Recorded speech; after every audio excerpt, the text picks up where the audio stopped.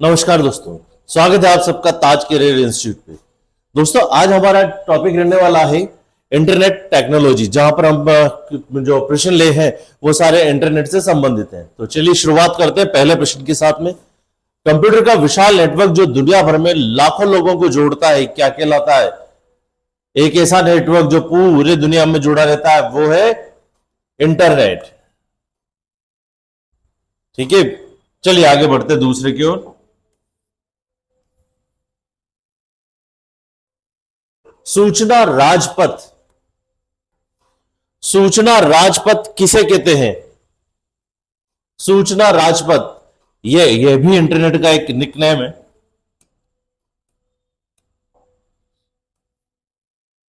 Internet को कहते हैं सूचना राजपथ।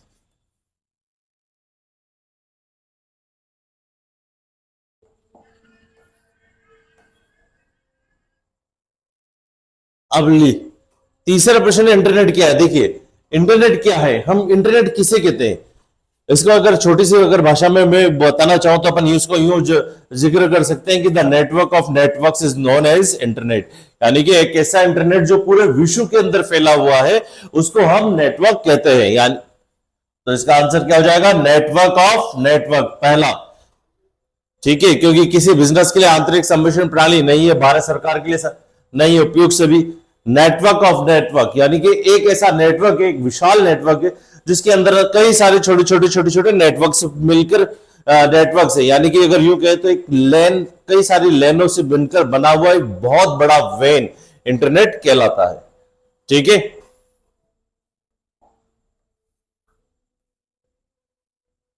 भारत का पहला सार्वजनिक इंटरनेट, यस, भारत का पहला सार्वजनिक इंटरनेट सेवा प्रदाता, यानी कि एक ऐसा जो सबसे पहले जिसने इंटरनेट की सेवा देना चालू करा था वो है विदेश संचार निगम लिमिटेड, VSNL। VSNL VSNL एक ऐसी कंपनी है जिसने सबसे पहले इंटरनेट की सेवाएं देना चालू करा था। विदेश सेवा संचार लिमिटेड। और यह तो था सार्वजनिक इंटरनेट सेवा प्रदाता। और जो निजी कंपनी थी जिसने सबसे पहले इंटरनेट की सेवा देना चालू करा था वो थी सत्यम। प्राइवेट कंपनी जिसने सबसे पहले इंटरनेट की सेवा देना चालू करा था वह सत्यम। और यह है भारत की पहली विदेश संचार सरकारी गवर्नमेंट सार्वजनिक इंटरनेट सेवा प्रदाता VSNL। तो आंसर हो जाएगा फर्स्ट VSNL। चलिए अगले प्रश्न की ओर बढ़ते हैं।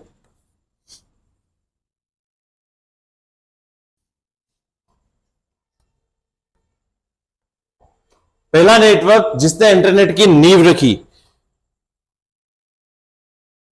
पहला नेटवर्क यानी कि एक ऐसा पहला नेटवर्क जिसने सबसे पहले इंटरनेट की नींव रखी वो क्या था? एरपानेट।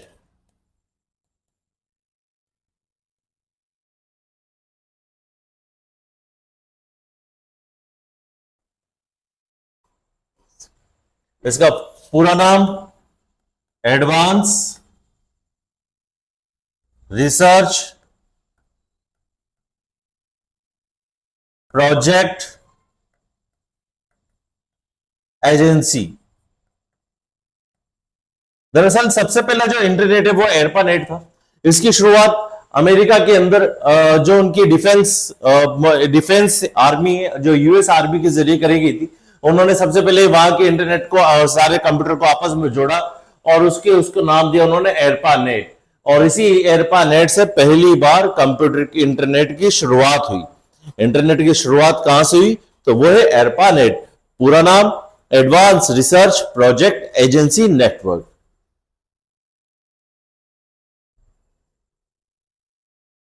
चलिए अगले क्वेश्चन की ओर बढ़ते हैं।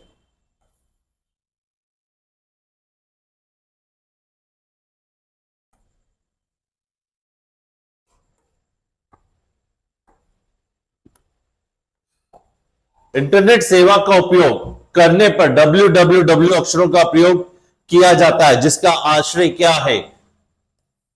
www का प्रयोग किया जाता है जिसका आश्रय क्या है?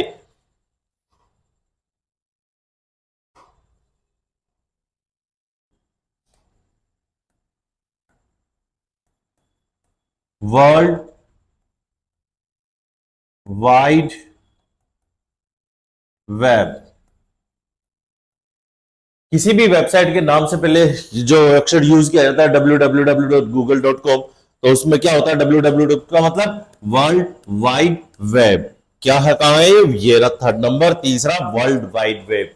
ये एक ऐसा समूह है जिसमें सारी वेबसाइट्स का इसमें मतलब ग्रुप है। सारी वेबसाइट्स किसमें सम्मिलित होती है? www के अंदर। तो इसका आंसर हो जाएगा थर्ड, वर्ल्ड वाइड वेब। चलिए आगे बढ़ते हैं इस पे।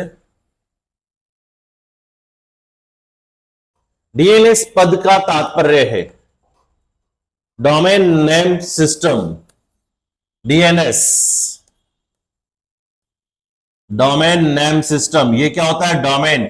जैसे कि अब मैं आपको अगर इसको समझाऊं, तो हम जब भी किसी वेबसाइट बनाते हैं और वेबसाइट का जो नामकरण देने की पद्धति होती है, जो उसको नाम दिया जाता है .com, www.google.com, amazon.in या amazon.com, flipkart.com, तो ये जो नाम देने की उनकी प्रथा है, जो नामकरण पद्धति है, इस नामकरण पद्धति को ही हम डोमेन नेम सिस्टम बोलते हैं। ठीक है, जिसके अंदर डोमेन पीछे दिया गया जो उसका .com वगैरह, .com, .in, .org है, आगे www लगता है, और बीच में होस्ट नेम लगता है जो वेबसाइट का नाम होता है। ठीक है, ये पूरा मिलकर एक वेबसाइट का नाम कहलाती है। ठीक है, तो इसके अंदर इसको रजिस्ट्रेशन कराना, एक तरह से सर्वर पे उसको डालना, किसी भी वेबसाइट को, डीएनएस उसका कहलाता है डोमेन नेम सिस्टम।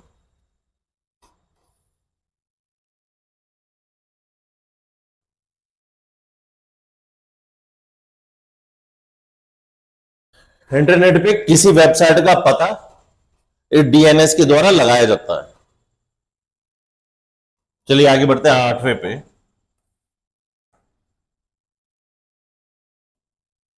इंटरनेट से एक फाइल को कंप्यूटर पे सेव करना। इंटरनेट, देखिए यहां पर क्या होता है, इंटरनेट कैसे वर्क करता है। एक पहले सबसे एक सर्वर होता है जिसको हम बोलते हैं वेब सर्वर। इस वेब सर्वर से कई सारे छोटे छोटे कंप्यूटर, मतलब छोटे इट मीन हमारा जो पीसी है, ये पीसी, मोबाइल, हमारा लैपटॉप, ये सारे किससे कनेक्ट होते हैं? इससे, सर्वर से।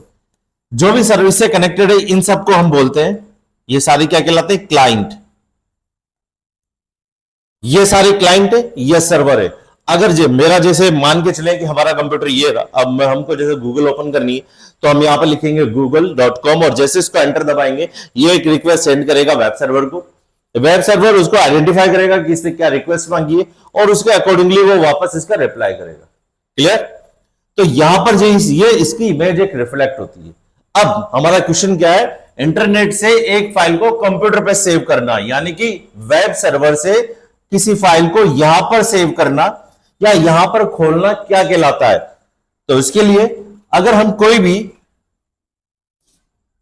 कुछ भी चीज सर्वर से हमारे कंप्यूटर के ऊपर ला रहे हैं, लोकल कंप्यूटर पे, हमारे कंप्यूटर पे ला रहे हैं, तो वो डाउन नीचे की तरफ आ रही है, तो वो कहलाती है डाउनलोडिंग। क्लियर? और यदि हम हमारे कंप्यूटर से सर्वर की तरफ डाल रहे हैं, तो वो कहलाएगी अपलोडिंग। सामान्यतः ये आजकल नॉर्मल हो चुका है कि जैसे कोई कहता है कि भाई हमने हमारा वीडियो बना लिया, अब इसको यूट्यूब पे अपलोड करना है, तो यूट्यूब पे अपलोड करना है, यानी कि वेब सर्वर पे उसको अपलोड करना है। और डाउनलोडिंग, सर्फिंग करना, जैसे हम इंटरनेट को ओपन करते हैं, इंटरनेट को ओपन करते ही जो उसका वेब पेज हमारे कंप्यूटर पे आ रहा है, वो भी डाउनलोडिंग कहलाती है। तो हमारे यहां इसका आंसर क्या हो जाएगा? डाउनलोडिंग। ठीक है, चलिए आगे बढ़ते हैं नवे प्रश्न की ओर।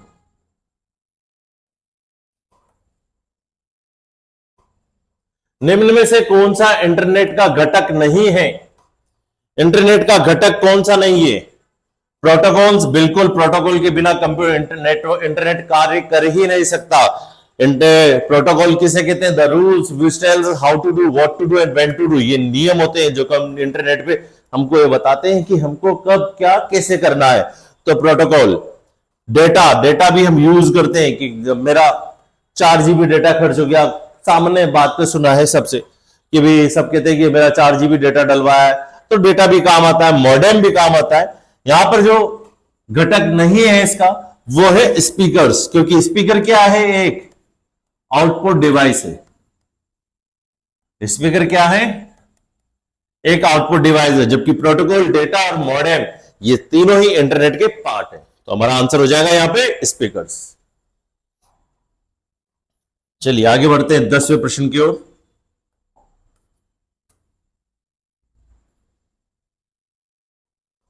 इंटरनेट में प्रलेख की स्थिति के बारे में सूचना कौन देता है? इंटरनेट में प्रलेख की स्थिति के बारे में सूचना कौन देता है? तो इसके बारे में सूचना देता है, प्रलेख के बारे में यूआरएल, यानी कि किसी भी चीज के बारे में बताता है यूआरएल। यूआरएल अब किसे कहते हैं? यूआरएल का फुल फॉर्म होता है यूनिफॉर्म रिसोर्स लोकेटर। ठीक है, कहने का तात्पर्य हमने कोई वेबसाइट ओपन कर रखी है और वेबसाइट के किसी पेज, पर्टिकुलर पेज के ऊपर है, तो उस पर्टिकुलर पेज तक का पता, यानी कि किसी वेबसाइट के अंदर वेब पेज का पूर्ण पता रिसोर्स, ये यूनिफॉर्म रिसोर्स लोकेटर कहलाता है। ये कैसे होता है? इसकी शुरुआत होती है HTTP जो प्रोटोकॉल है, यहां पर एस, ठीक है, इसके बाद कोई भी नाम, जैसे मैं लिख रहा हूं यहां पर youtube.com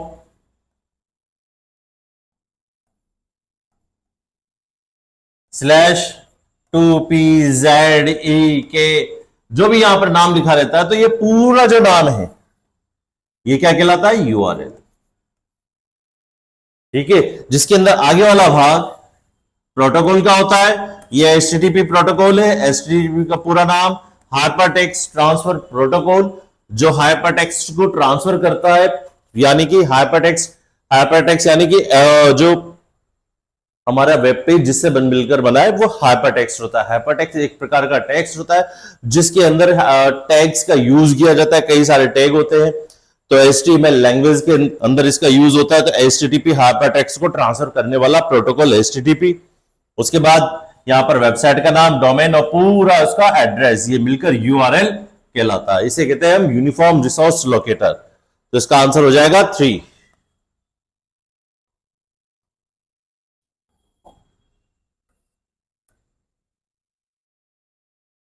चलिए, एक्सटर्नल INT क्या है? 11 एक्सटर्नल INT क्या है? INT एक डेटा टाइप, INT एक डेटा टाइप है। INT का मतलब होता है इंटीजर।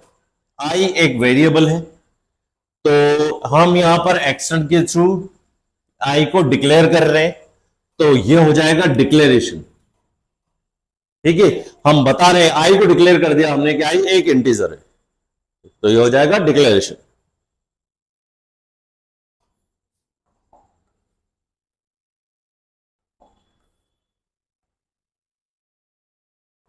ISP का पूरा नाम,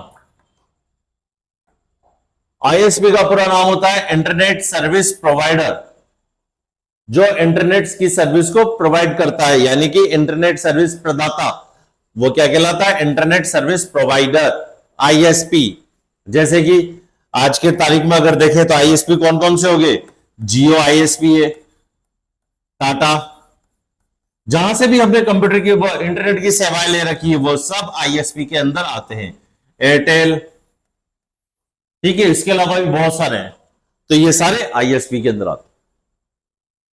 और ये हमको इंटरनेट का, जो इंटरनेट एक्चुअली फ्री है, इंटरनेट का जो हम चार्ज पे करते हैं वो ISP को करते हैं। ISP जो हमको सर्विस दे रहा है, इंटरनेट की सर्विस का चार्ज होता है। बाकी इंटरनेट पे कार्य करना बिल्कुल फ्री है, मुफ्त में काम होता है, फ्री ऑफ कॉस्ट। चलिए आगे बढ़ते हैं इसमें।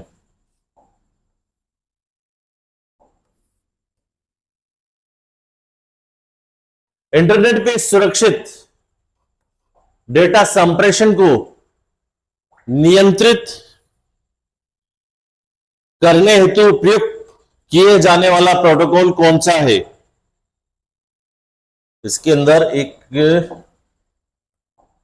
ये गलत है, 13 कुछ भी नहीं है।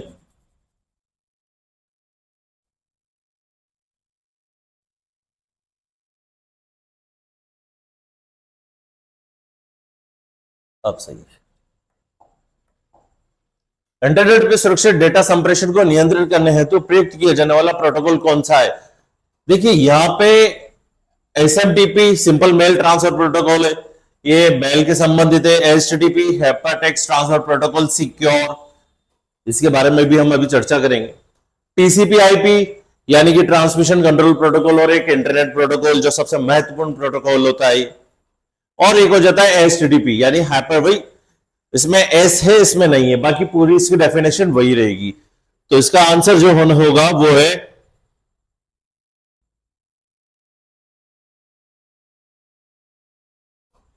संप्रेषण को नियंत्रित करने हेतु, डेटा कंप्रेशन मतलब डेटा को नियंत्रित, इसके लिए होता है एचटीटीपी।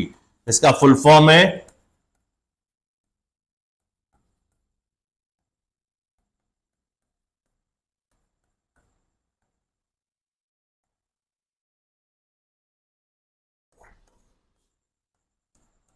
Protocol secure. ठीक है, यहां पर जो एस लगा है, इन दोनों के अंदर मैं आपको डिफरेंस बता देता हूं। इसका फुल फॉर्म होता है SMTP simple mail transfer protocol.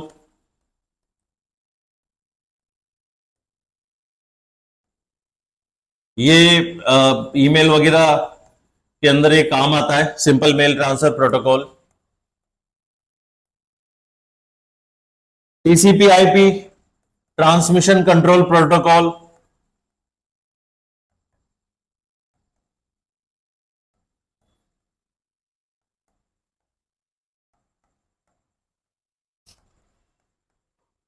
और आईपी का पूरा नाम हो जाएगा इंटरनेट प्रोटोकॉल।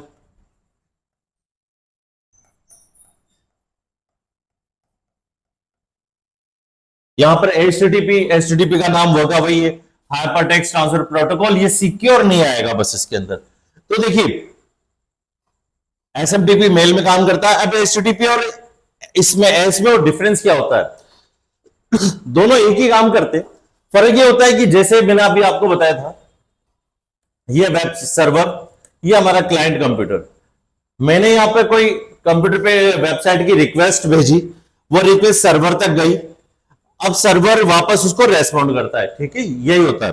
अब इस बीच में ये हमारा जो पाथ बनता है वर्चुअल पाथ, इसको सिक्योर करने के लिए, जैसे कि मैंने यहां से अगर रिक्वेस्ट सेंड करता हूं, बाय द वे अगर मेरा एचटीटीपी, क्योंकि यह प्रोटोकॉल लेकर जाएगा मेरी रिक्वेस्ट को, तो मैंने किसी वेबसाइट की रिक्वेस्ट करी सर्वर से, यह प्रोटोकॉल लेकर गया। ठीक है, और ये वापस जब उसको लेकर आ रहा है वेब पेज को, अब बीच में अगर कोई मैन इन मिडल अगर कोई बैठा हुआ है, कोई आदमी अगर बीच में बैठा हुआ है, तो वो मेरी इसको डेटा को लीक कर लेगा, पढ़ लेगा, क्योंकि बीच में आकर के भाई कौन सी रिक्वेस्ट आ रही है, तो कहीं ऐसा ना हो कि वो मेरी चीज को, मतलब मेरे वेब पेज को उसके वहां पे चला जाए। ठीक है, उसको रोकने के लिए, इस तरीके को रोकने के लिए एक एसएसएल नेट सिक्योरिटी दी जाती है। इससे क्या होता है कि जब रिक्वेस्ट यहां से लोकल कंप्यूटर से वेब सर्वर के लिए जाती है, तो वो कोडिंग लैंग्वेज में कन्वर्ट हो जाती है। यानी कि यूं कह सकते हैं कि हमारे द्वारा लोकल मशीन द्वारा भेजा गया डेटा सर्वर को इनक्रिप्ट हो जाता है। इनक्रिप्ट यानी कि वो एक कोड लैंग्वेज में कन्वर्ट हो जाता है। अब वो कोड लैंग्वेज की जानकारी या तो यहां पर लोकल में होती है या सर्वर पे होती है। जैसे वो सर्वर पे पहुंचता है, तो सर्वर पर रखा हुआ जो एचटीटीपी का एस, वापस यही वो यहां पर डिकोड होता है। डिकोड होने के बाद में सर्वर उसको समझता है कि कौन सी रिक्वेस्ट भेजी गई है, फिर सर्वर भी उसी के अकॉर्डिंगली उसको रेस्पॉन्ड करता है। अब वापस जो पाथ बनता है वो भी एक सिक्योर लाइन में बनता है, वापस यहां से मैसेज एनक्रिप्ट होता है और वापस इसी रास्ते पे आकर यहां पर अपने लोकल मशीन पे आकर ही वो डिक्रिप्ट होता है। बाय द वे अगर कोई मैन इन मिडल, कोई व्यक्ति अगर बीच में बैठा है, अगर वो हमारे मैसेज को कैप्चर कर लेता है, अगर वो पकड़ भी लेता है या वहां से वो चोरी भी कर लेता है, तो वो उसको डिक्रिप्ट नहीं कर पाएगा। ठीक है, तो इसलिए यहां पर सिक्योर एसएसएल का यूज किया जाता है।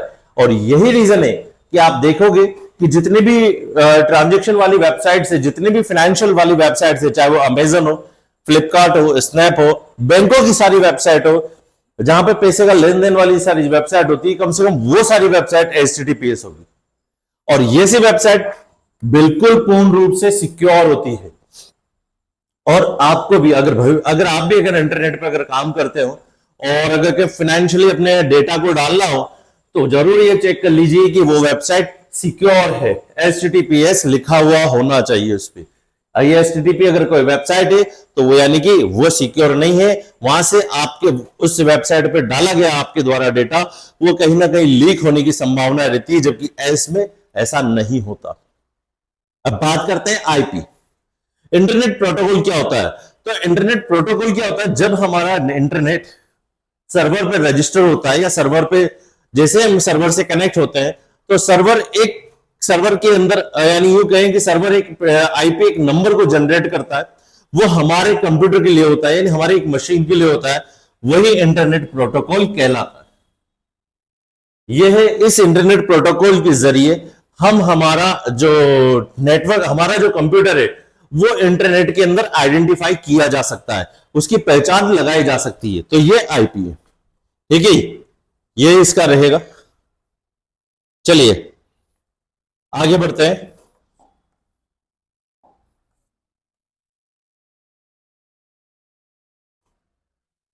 किसी वेब पेज को रिलोड करने हेतु कौन सा बटन दबाया जाता है? रिफ्रेश। रिफ्रेश का दूसरा नाम ही रिलोड है। ठीक है, इसका रिफ्रेश या इसकी शॉर्टकट की होती है F5, रिफ्रेश।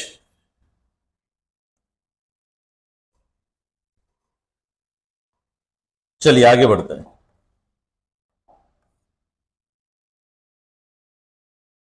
एरपा क्या है? अभी इसका बताया था, एडवांस रिसर्च प्रोजेक्ट एजेंसी। तो एरपा क्या है? अमेरिकी रक्षा विभाग, जिसने इंटरनेट की स्थापना करी थी, बिल्कुल यूएस आर्मी के द्वारा इसकी स्थापना करी गई थी। उन्होंने क्या करा है, दरअसल हुआ क्या होगा उस समय कि अमेरिका के अंदर जो यूएस की आर्मी, उन्होंने सब अपने आपस में कम्युनिकेशन भेजने के लिए, मैसेजेस भेजने के लिए, क्योंकि उस समय क्या ऐसी कोई सेवा थी नहीं, अब एक जगह से दूसरी जगह पर मैसेज कन्वे करना हो तो काफी ज्यादा टाइम लग जाता था। तो उन्होंने क्या करा, आपस के अपने हेड ऑफिस, एक ऑफिस के दूसरे ऑफिस के कंप्यूटर को आपस में कनेक्ट कर दिया, ताकि वो इजीली उसको अपने मैसेज को कन्वे कर सके। और वो उसको नाम दिया उन्होंने एरपा, एरपा नेट। ठीक है, तो इसका आंसर हो जाएगा अमेरिकी रक्षा विभाग, जिसने इंटरनेट की स्थापना की थी।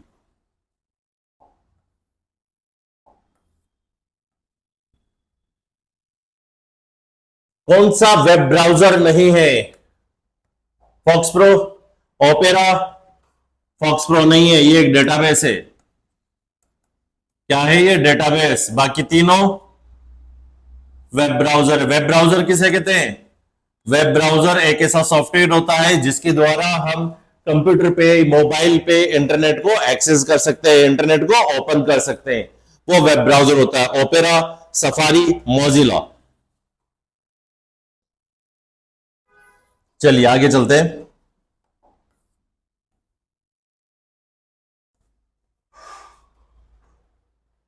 निम्नलिखित में से कौन सा एक कंप्यूटर है जो इंटरनेट पर एक वेबसाइट को होस्ट करता है? यानी कि किसी जो वेबसाइट को होस्ट करने वाला कंप्यूटर क्या कहलाता है?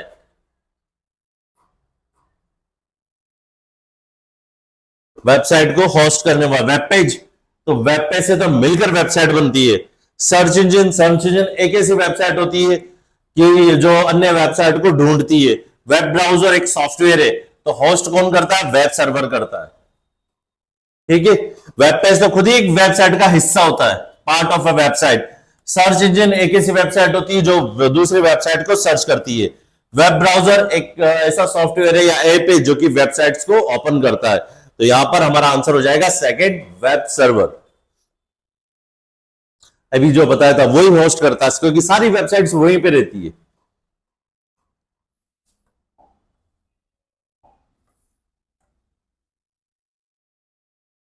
कौन सा कंटेनर टैग है? तो देखिए ये बात इसमें करते हैं। कंटेनर टैग पहले तो क्या होते हैं, यहां पर हम बात कर रहे हैं HTML, हाइपरटेक्स्ट मार्कअप लैंग्वेज। ये एक तरह की भाषा है जिसमें कि वेब पेज डिजाइन किए जाते हैं। और ये जो HTML लैंग्वेज है इसको हम लिखते हैं नोटपैड के ऊपर, नोटपैड पे लिखी जाती है। इसके अंदर टैग्स यानी इसके अंदर जो कमांड यूज किए जाते हैं उनको हम टैग बोलते हैं, इसको कहते हैं टैग। ये टैग दो तरह के होते हैं, एक होता है एम्प्टी टैग, एक होता है कंटेनर टैग। एम्प्टी टैग किसे कहते हैं? जो स्टार्टिंग तो होता है, यानी कि देखिए कोई भी शब्द जो इसके अंदर लिखा हुआ है वो सारे टैग्स। जो स्टार्टिंग तो हो रहा है, जैसे मैं यहां पर लिख देता हूं बॉडी, ले लेते हैं बॉडी, ठीक है। और बॉडी यहां से यानी कि इसमें वेब पेज के अंदर लिख रखा हुआ जो कंटेंट होता है वो सब बॉडी के अंदर आएगा। और यहां पर मैं अगर बॉडी को खत्म करना चाह रहा हूं तो मैं यहां पर स्लैश के साथ में बॉडी लिखूंगा। तो यानी कि इसका स्टार्टिंग भी है, उसका एंडिंग भी है। तो ये वाला टैग जिसका स्टार्टिंग भी और एंडिंग भी हो ये कहलाता है कंटेनर टैग। क्या कहलाता है ये? कंटेनर। और जिसका केवल स्टार्टिंग हो, एंडिंग टैग नहीं हो, एक ही टैग हो, वो कहलाता है एम्प्टी टैग। तो यहां पर क्या हो जाएगा, यहां पर एक ही है बॉडी टैग, कंटेनर टैग है, ठीक है। चलिए आगे बढ़ते हैं।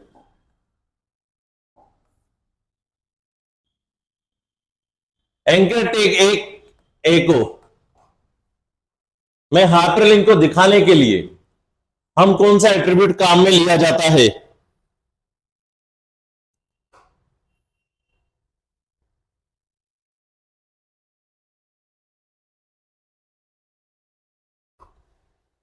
इसमें AHREF हाइपरलिंक को दिखाया जाता है। देखिए इसके अंदर HREF करके बराबर यहां पर एक एड्रेस लिखा जाता है जिसमें हाइपरलिंक का एड्रेस होता है, यानी हाइपरलिंक का पता होता है। वो AHREF करके इसको लिख यहां पे यूज किया जाता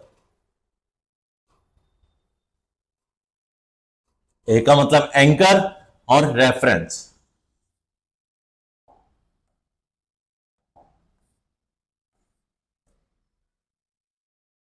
PCI का पूरा नाम क्या है? PCI का पूरा नाम क्या है? Peripheral component interconnect. ये क्या, मदरबोर्ड पे स्थित जितने भी पेरिफेरल डिवाइस हम जोड़ते हैं उनको इस पेरिफेरल PCI के द्वारा ही जोड़ा जाता है। चलिए आगे बढ़ते 21 में।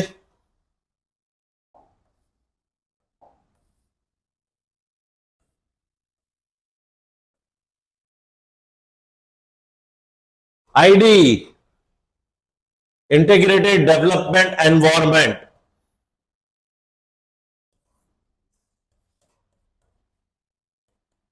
Integrated development environment.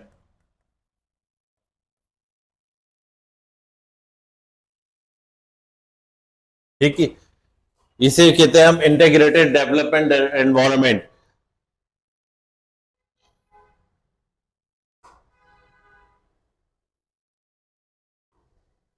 यानी कि एक तरह के ये किस तरह एक एनवायरनमेंट होता है जहां पर हम कोडिंग लिख भी सकते हैं, उसको चेंज भी कर सकते हैं और उसको एग्जीक्यूट भी कर सकते हैं।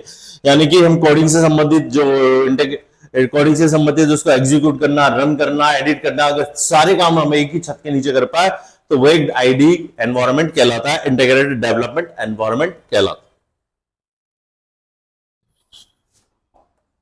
चलिए आगे बढ़ते हैं 22 पे 22।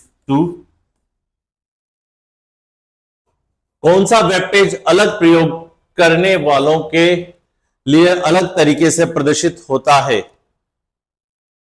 कौन सा ऐसा वेब पेज है जो अलग प्रयोग करने वालों के लिए अलग प्रकार से प्रदर्शित होता है? Static, home, dynamic. ये होता है डायनामिक। डायनामिक का मतलब होता है वो किसी वेब पेज का कंटिन्यूली चेंज होते रहना, वो डायनामिक कहलाता है। स्टैटिक एक ही रहता है, स्थैतिक जिसे कहते हैं। स्टैटिक का मतलब जो एक ही रहेगा, कांस्टेंट।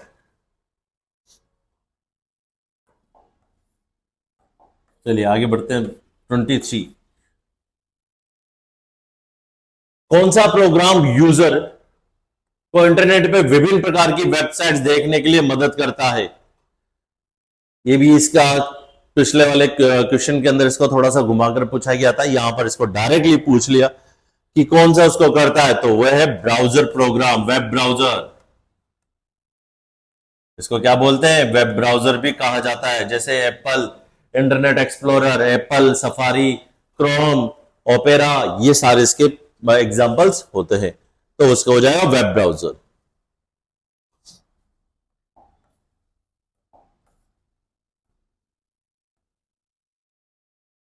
गूगल क्रोम क्या है भाई, बताए?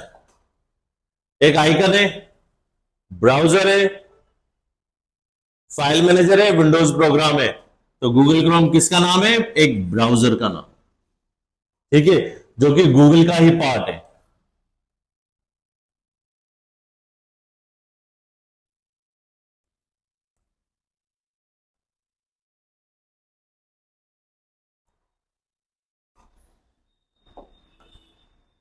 चलिए आगे बढ़ते हैं। 25,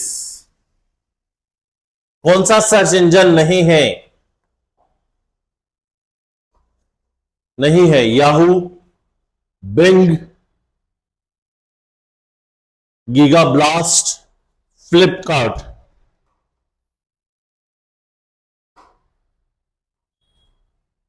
ये तीनों तो सर्च इंजन है, ये भी है, ये भी है, गीगा ब्लास्ट भी है। फ्लिपकार्ट एक online shopping e commerce website है। ये कौन सी है? जिससे हम शॉपिंग वगैरह करते हैं, ई कॉमर्स वेबसाइट है। बाकी सब तो आंसर हो जाएगा इसका फ्लिपकार्ट। चलिए आगे बढ़ते हैं। 26, 26,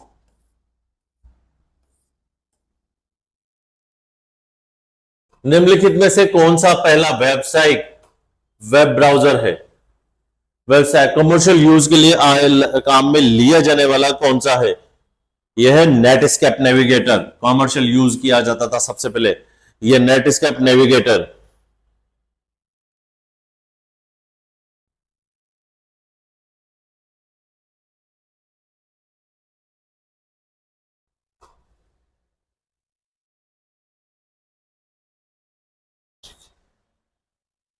ये 1994 में 1994 में जारी किया गया था नेटस्केप कंपनी के द्वारा।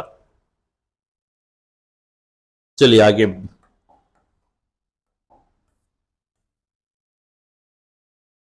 भारतीय उपयोगकर्ता यूजर्स के लिए निर्मित प्रथम भारतीय वेब ब्राउजर कौन सा है? पहला भारतीय वेब ब्राउजर वो कौन सा है?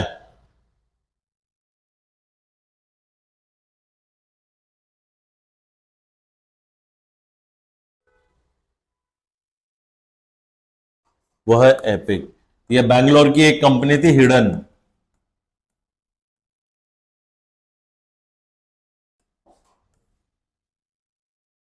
हिडन कंपनी द्वारा इसको बनाया गया था।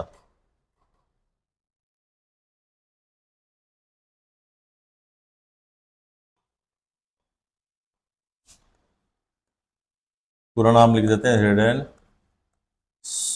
Software reflex.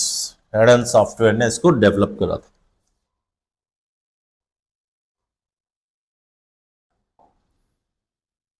चलिए आगे बढ़ते हैं इस पे। निम्न में से ईमेल पते का सही प्रारूप चूज कीजिए। हो जाएगा ये, जिसमें आगे ये वाला जो है ये यूजर नेम कहलाता है, ये @ का साइन, ये ये होस्ट नेम और ये डोमेन।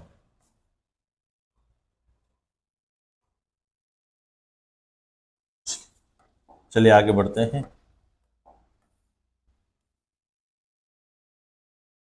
वह कौन सा मुफ्त एनसाइक्लोपीडिया है? तो ऐसा एनसाइक्लोपीडिया कौन है जिसका प्रयोग करने वाले लोग आपस में ही मिलजुल कर तैयार करते हैं? तो है विकिपीडिया।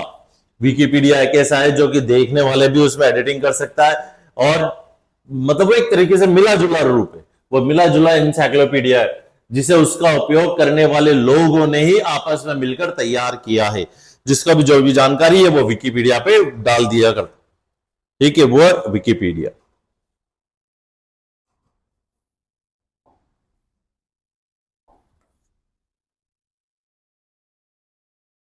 ईमेल का आविष्कार किसने किया? ईमेल किसने किया था?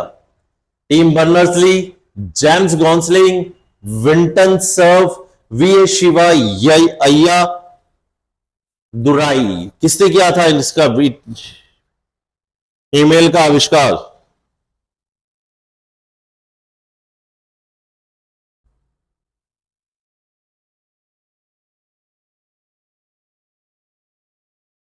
वह ये क्या अमेरिका के रहने वाले थे, लेकिन भारतीय थे, तो वैसे वे भारतीय, इन्होंने जब 15 साल की उम्र के अंदर सबसे पहले एक ईमेल बना दिया था, और ईमेल बनाने के बाद में जब अमेरिकन सरकार को इसका पता चला, तो अमेरिकी सरकार ने 1982 के अंदर इनको ईमेल के जनक की तौर पर मान्यता दी, यानी उन्होंने फिर बोला कि भाई हाँ भाई आप ही ईमेल के जनक हो, वी शिवा अय्या दुराई।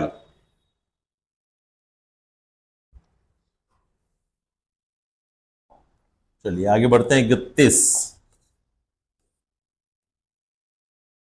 निम्न में बीसीसी का उपयोग किस तरह किया जाता है? देखिए, अब ये जो बीसीसी का उपयोग किसमें किया जाता है?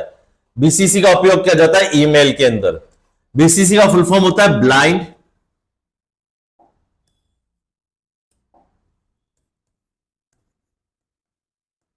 Carbon copy. बीसीसी का फुल फॉर्म होता है ब्लाइंड कार्बन कॉपी। ये ईमेल है, इंग्लिश में जैसे ईमेल प्रोग्रामिंग आती है, तो ईमेल प्रोग्रामिंग के कुछ घटक होते हैं, जैसे कि सबसे पहले होता है टू के अंदर हम वो नाम लिखते हैं, वो उसका ईमेल एड्रेस लिखते हैं जिसको कि हमको मेल सेंड करना है। उसके नीचे दो ऑप्शन होते हैं, सीसी और बीसीसी। सीसी का मतलब होता है कार्बन कॉपी, बीसीसी का मतलब ब्लाइंड कार्बन कॉपी। दोनों में अंतर बता देता हूं। इनके पहले तो इसके आगे सुन लीजिए, आगे क्या लिखा जाता है। आगे भी हम ईमेल आईडी लिखते हैं, पर दोनों में अंतर क्या है? सीसी के अंदर तो क्या है? Carbon copy. इट मींस हम ये मेल किस किस को भेज रहे हैं। मान के चलिए हमने यहां पर अगर 4 नाम लिखे, पहला नाम, दूसरा नाम, तीसरा नाम का कहने का मतलब यहां पर ईमेल आईडी लिखे, तो मैं अगर पहले को भेज रहा हूं तो उसका पता दूसरे को भी रहेगा, तीसरे को रहेगा, चौथे को भी रहेगा, और पहले वाले को भी ये पता रहेगा कि ये मेरे अलावा और 3 दिनों को भेजा गया और तीनों के नाम ये है। जबकि ब्लाइंड के अंदर ये पता नहीं रहे, ठीक है। ब्लाइंड के अंदर एक पहले वाले को पता नहीं रहेगा कि उसके अलावा और किसको भेजा गया है, ठीक है। तो ये ब्लाइंड कार्बन कॉपी होती है, यानी कि उसके अपनी कॉपी को दूसरे के साथ बताया नहीं जाएगा। इसके अलावा बीसीसी के अलावा नीचे की तरफ होता है सब्जेक्ट, पत्र का विषय, उसके बाद होते हैं बॉडी, यहां पर हम content, body of the letter. फिर उसके नीचे से अटैच बटन होता है, यहां पर बोल्ड, इटैलिक, अंडरलाइन इसको करने के लिए, और सबसे लास्ट में एक ऑप्शन होता है सेंड का। ये पूरा एक प्रारूप होता है ईमेल का। हालांकि इसके पास में यहां पे फॉरवर्ड का और रिप्लाई के भी बटन होते हैं। रिप्लाई का मतलब होता है जहां से आपके पास मेल आया, अगर उसी को जवाब देना है तो।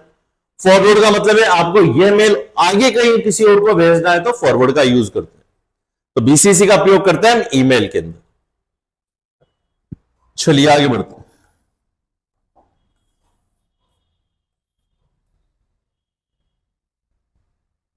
निम्नलिखित में से किस में आपके द्वारा देखी गई साइटों के बारे में जानकारी रहती है और साइटों तक पहुंचने के लिए क्रेडेंशियल भी हो सकते हैं? तो देखिए ये क्या है,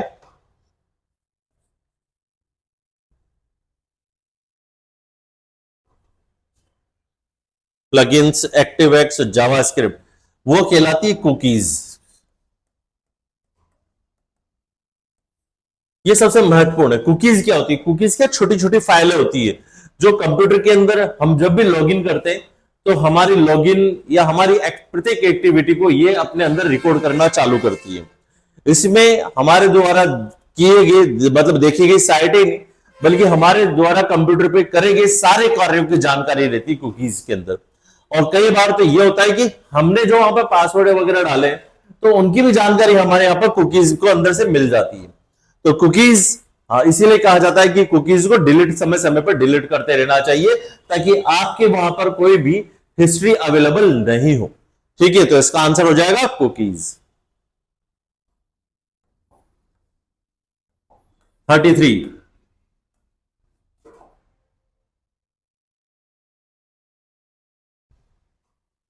कभी कभी किसी वेब पेज पर पिक्चर फॉर्मेट में टेक्स्ट दर्शाया जाता है।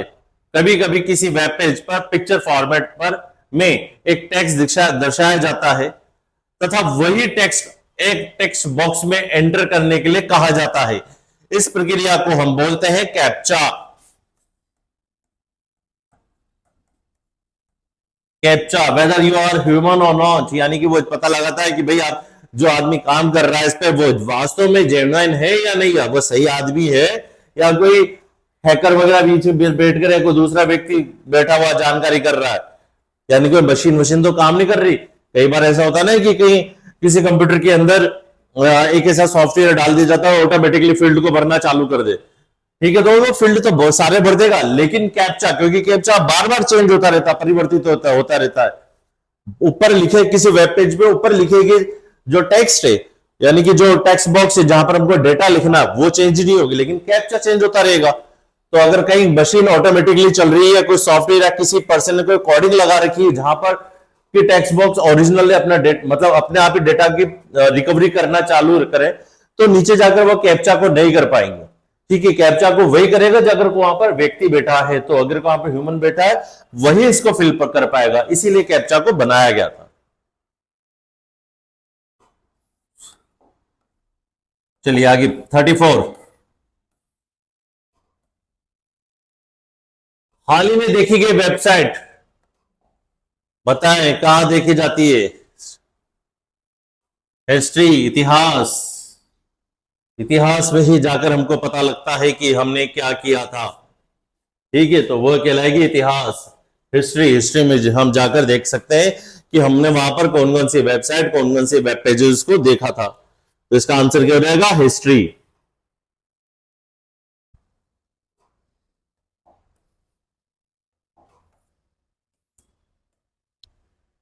कंप्यूटर में एफटीपी का क्या तात्पर्य है। एफटीपी, एफ का मतलब होता है फाइल, टी का मतलब ट्रांसफर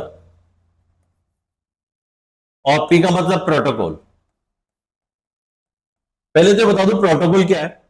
प्रोटोकॉल जैसे बताया कि एक नियम होते हैं कंप्यूटर पे। देखिए इंटरनेट की दुनिया के अंदर हर कार्य को करने के लिए कुछ ना कुछ नियम बनाए गए हैं, इन्हीं नियमों को हम क्या कहते हैं, प्रोटोकॉल कहते हैं।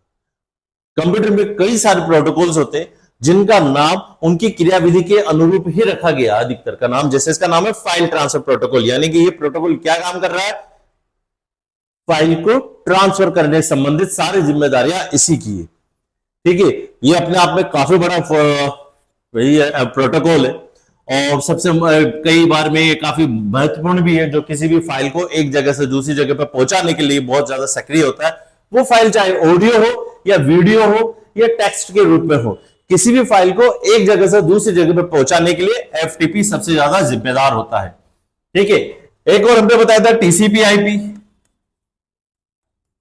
इसका आईपी का काम क्या होता है, ये हमारे नेटवर्क यानी हमारे कंप्यूटर के बारे में जानकारी उपलब्ध कराता है। अगर इंटरनेट, क्यों मान के चले कि अगर कोई कंप्यूटर, कोई लैपटॉप, कोई मोबाइल अगर इंटरनेट पे आ रहा है यानी इंटरनेट उसके अंदर चल रहा है, तो 100% श्योर है कि उसका आईपी एड्रेस रहेगा।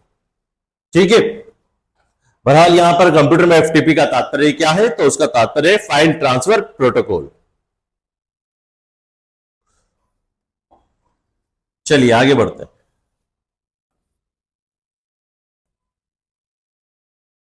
सूचना संचार के सभी पहलुओं को नियंत्रित करने के लिए नियमों का समूह कहलाता है। सभी पहलू को नियंत्रित करने यानी कम्युनिकेशन की सारी चीजों को कंट्रोल में लाने के लिए प्रोटोकॉल कहलाता है। नियमों का समूह, नियम आ गया, रूल आ गया, रूल आते ही वो क्या हो गया, प्रोटोकॉल हो गया। ठीक है, प्रोटोकॉल कहलाता है। ओएसआई मॉडल नहीं होता। ओएसआई मॉडल एक प्रणाली है जिसमें कई सारी लेयर्स होती है।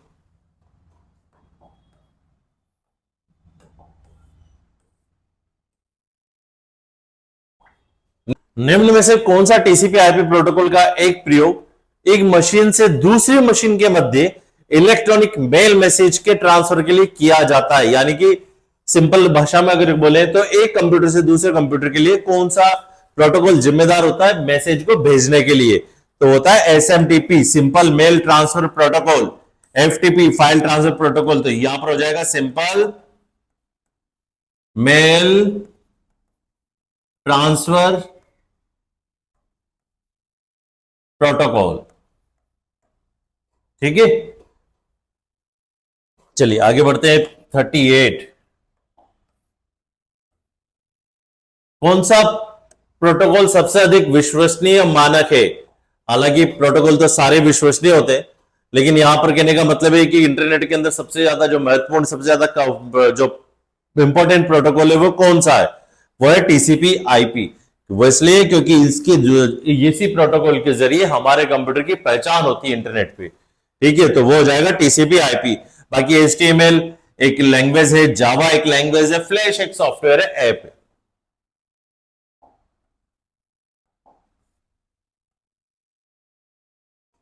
थर्टी 39 पे आते हैं।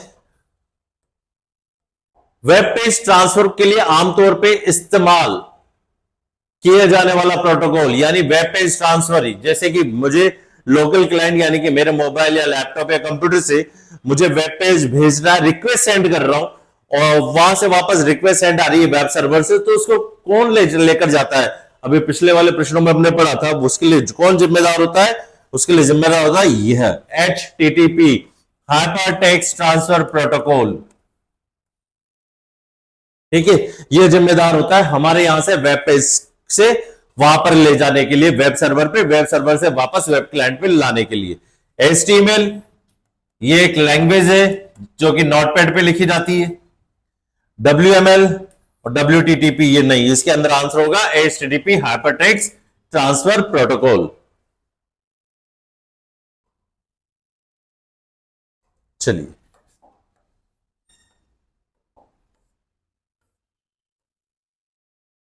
ये एक और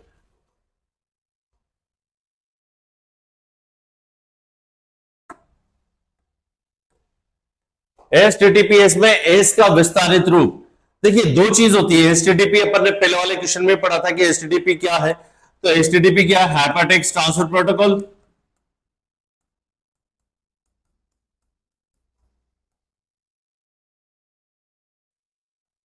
और यहां पर एस और लग गया तो एस का मतलब होता है सिक्योर। क्या काम करता है इसकी अपन ने अभी वहां पर चर्चा कर ली कि सिक्योर क्या करता है कि हम हमारे एंड से यानी कि हमारे हाथ से कंप्यूटर से कोई भी अगर मैसेज, कोई भी रिक्वेस्ट अगर वेब सर्वर को सेंड कर रहे हैं अगर और हमारे वहां पर सिक्योर है, तो ये HTTP क्या करता है? हमारे पूरे वेब पेज को इनक्रिप्ट कोडिंग लैंग्वेज में चेंज कर देगा और सर्वर पे वैसे जाकर वैसे ही जाएगी। जिससे फायदा क्या होगा? अगर सर्वर और हमारी कंप्यूटर के बीच में कोई अगर मैन इन मिडल हो या हैकर आ जाए जो हमारी इंफॉर्मेशन को कैप्चर करना चाहे तो वो नहीं कर पाएगा, और कर भी लेगा तो हम हमारे डेटा को वो डिक्रिप्ट नहीं कर सकता, डिकोड नहीं कर सकता। तो इसका आंसर हो जाएगा सिक्योर। चलिए आगे बढ़ते हैं। 41, HTML में टैग किसमें परिबद्ध रहते हैं? HTML एक भाषा है जो कि वेब पेज बनाने में प्रयुक्त की जाती है। इसे नोटपैड पे लिखा जाता है। इसके अंदर प्रयोग करने वाले जो टैग होते हैं उनको, जो कमांड होते हैं उनको टैग कहते हैं और उनको कोणीय कोष्टक के अंदर लिखा जाता है, जैसे HTML। ठीक है, स्टार्टिंग यहां से होती है, फिर उसके बाद हेड, टाइटल। ठीक है, इस तरीके से यहां पर इसको लिखा जाता है HTTP को। तो इसका आंसर हो जाएगा कोणीय कोष्टक। चलिए आगे बढ़ते। लैन पूरा नाम क्या है? पूर्ण रूप। देखो लैन क्या है? एक नेटवर्क। इंटरनेट भी क्या है? एक नेटवर्क है। नेटवर्क कितने तरह का होता है? 3 तरह के होते हैं। नेटवर्क किसे कहते हैं? तो एक कंप्यूटर को दूसरे कंप्यूटर से जोड़ने के हम नेटवर्क कहते हैं। नेटवर्क बनाते क्यों है? तो टू शेयर द इंफॉर्मेशन और to share the resources. Resources को शेयर करने के लिए और इंफॉर्मेशन को शेयर करने के लिए। अगर नेटवर्क यानी कि छोटे से एरिया के अंदर ही फैले हो, जैसे कि कमरा, लैब, जो स्कूल मान लें, कॉलेज मान लें, हाउसिंग सोसाइटी मान लेते हैं, शॉपिंग कॉम्प्लेक्स मान लेते हैं, मॉल मान लेते हैं। ठीक है, ये सारे जो है ये एक छोटे से एरिया में यानी स्मॉल ज्योग्राफिकल एरिया है, तो ये सारे कहलाएंगे लैन, लोकल एरिया नेटवर्क इसको कहते हैं।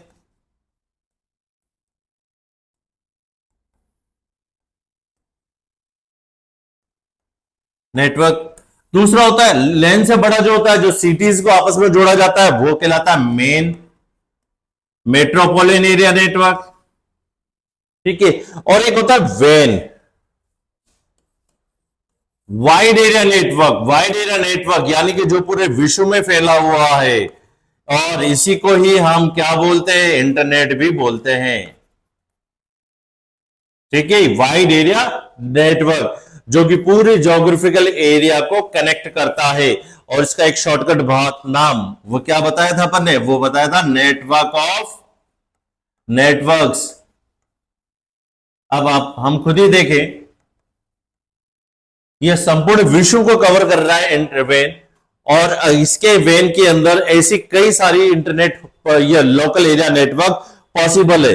कई सारी लोकल एरिया नेटवर्क इसके अंदर होगी, क्योंकि एक पूरे विश्व को कवर कर रहा है, देश को कवर कर रहा है, तो ये एक, और जबकि लोकल एरिया क्या है, एक छोटी सी जगह, चाहे स्कूल है, एक कॉम्प्लेक्स हो गया, कॉलेज हो गया, यूनिवर्सिटी हो गया, हाउसिंग सोसाइटी हो गई, तो इन सारी जगह पर जो अगर हम सारे कंप्यूटर को कनेक्ट कर दिया जाए तो वो मिलकर क्या बनेगा, लोकल एरिया नेटवर्क कहलाएगा। एक स्मॉल ज्योग्राफिकल एरिया, एक छोटे से ज्योग्राफिकल एरिया के अंदर फैला हुआ।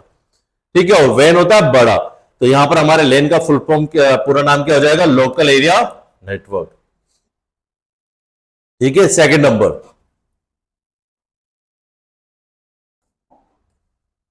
चलिए आगे बढ़ते हैं, 43।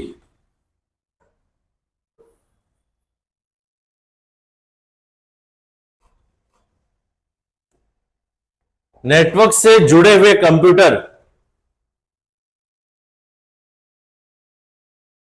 नेटवर्क से जुड़े हुए कंप्यूटर दिया गया है, यानी कि नेटवर्क से जब हम कंप्यूटर को, किसी भी कंप्यूटर को अगर जोड़ते हैं,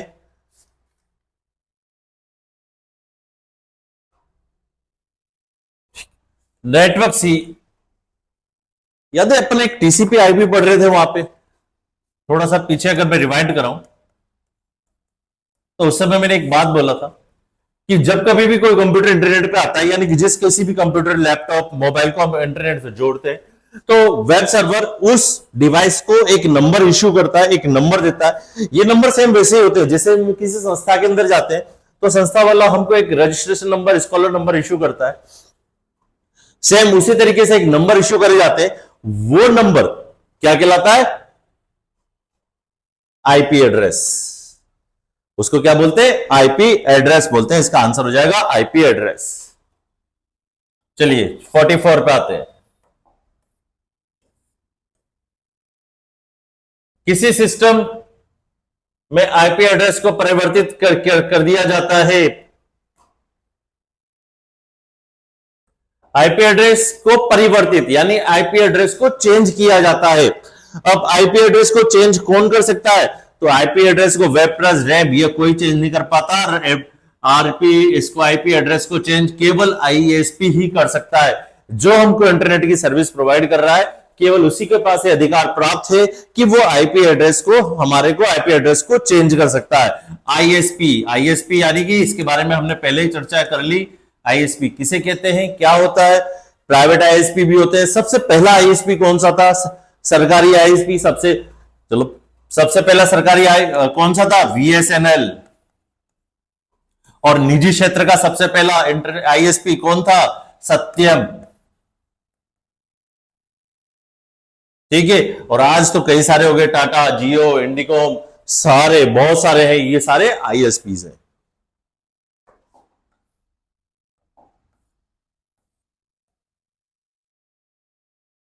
बिटकॉइन वॉलेट बताएं कब जारी कराया गया था बिटकॉइन को।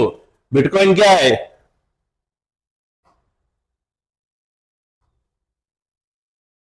पहले 2009 में कराया गया था। बिटकॉइन क्या है, बिटकॉइन की एक आभासी मुद्रा है, वर्चुअल मेमोरी, जो केवल दिखाई देती है हार्ड नहीं है। ऐसा नहीं कि वो जेब में पड़ी है हम उसको वहां से निकाल कर कैश कर ले, नहीं, हम ना तो उसको कैश कर सकते ना ही कुछ कर सकते। वो केवल एक हमको दिखाई देती है वर्चुअल, बिटकॉइन जो वॉलेट इसको कब जारी किया गया था, इसको 2009 के अंदर जारी करा गया था। ठीक है,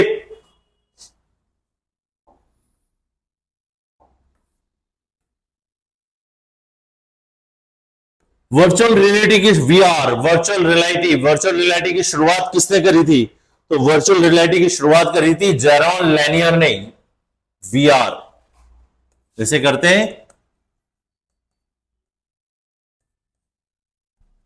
ये होती क्या है वर्चुअल रियलिटी का मतलब होता है आभासी वास्तविकता, यानी कि ये इसको क्या करा जाता है, हमारी आंखों पे एक चश्मा, एक डिवाइस लगा दिया जाता है जिसको वीआर डिवाइस कहते हैं, और आजकल तो वो हाथों में भी आगे पहनने के लिए, ठीक है, जिसके जो पूर्ण रूप से हमको दिखाते हैं जैसे उसमें कोई गेम चला दिया, अब वो हम उसको देख रहे हैं, पूरा हमारा कंसंट्रेशन उसके अंदर चला जाता है, तो बिल्कुल हमको ये लगता है कि हम उस गेम के अंदर पहुंच गए और ये गेम हम खुद ही खेल रहे हैं। ठीक है, बिल्कुल वही की वही हमको वहां पर बिल्कुल उसका एक वास्तविकता का दर्शन करवाता है। अगर हम उसमें अंतरिक्ष से संबंधित अगर कोई वीडियो डालें तो बिल्कुल हमको यह लगता है कि वास्तविकता में हम किसी अंतरिक्ष में चंद्रमा पे खड़े हुए हैं। ठीक है, तो ये वर्चुअल रियलिटी होती है। इसकी सबसे पहले शुरुआत करी थी जेरोन लैनियर ने।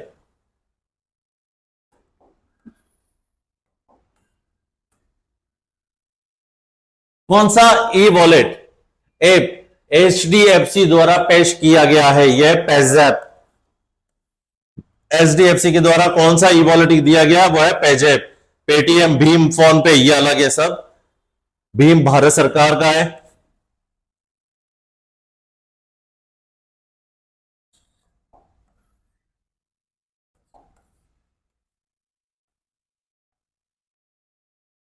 किस बैंक द्वारा भारत की प्रथम इलेक्ट्रॉनिक बैंक गारंटी जारी करी गई थी? किस बैंक द्वारा भारत की प्रथम बैंक गारंटी जारी करी गई थी?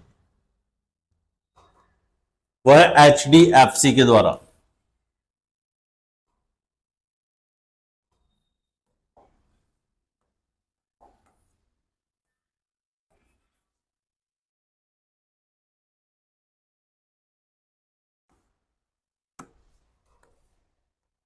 निम्नलिखित में किस सर्च इंजन का उपयोग विशेष रूप से वैज्ञानिक जानकारियों से संबद्ध है? यानी कि कौन सा ऐसा सर्च इंजन है जो स्पेशली वैज्ञानिक साइंटिफिक इंफॉर्मेशन से कंक्लूड है, उनसे बना हुआ है? गूगल, याहू, या फिर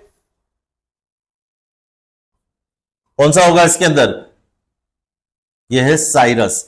साइरस एक ऐसा सर्च इंजन है जिसके अंदर वैज्ञानिक जानकारियों से संबद्ध है, यानी इससे रिलेटेड है। ठीक है, ये सर्च इंजन, जबकि गूगल और याहू ये नॉर्मल यूज किए जाने वाले सर्च इंजन है। सर्च इंजन किसे कहते हैं? सर्च इंजन होता क्या है? क्या है ये? एक ऐप है, सॉफ्टवेयर है, क्या है ये? सर्च इंजन एक एप्लीकेशन है या एक सॉफ्टवेयर है? तो सर्च इंजन क्या है? ये एक ऐसी वेबसाइट है जो कि किसी अन्य वेबसाइट्स को ढूंढने में मदद करती है, जो जिनका काम क्या होता है, किसी दूसरी वेबसाइट्स को ढूंढती है, ये सर्च इंजन उनको कहते हैं। लीजिए आज के अंतिम प्रश्न की ओर। निम्नलिखित में से कौन सा विकल्प सर्च इंजन नहीं है? गूगल है, बिंग है, याहू है, जीमेल नहीं है। जीमेल क्या है? एक email service provider, email service provider, जो कि गूगल का ही एक पार्ट है। गूगल मेल, जीमेल का पूरा नाम ही क्या होता है? जीमेल का पूरा नाम क्या होता है? Google mail. ठीक है, गूगल मेल इसका पूरा नाम होता है। तो दोस्तों आज हमारे यहां तक ही प्रश्न है इसके इंटरनेट के। ये टॉपिक आगे भी जारी रहेगा। हम अगले वाली कड़ी के अंदर इसके आगे के भी प्रश्न लेकर आएंगे। इससे थोड़ी सी टेक्नोलॉजी ज्यादा होगी, नए प्रश्न होंगे, वैरायटी होगी। ठीक है, तो तब तक के लिए धन्यवाद, नमस्कार।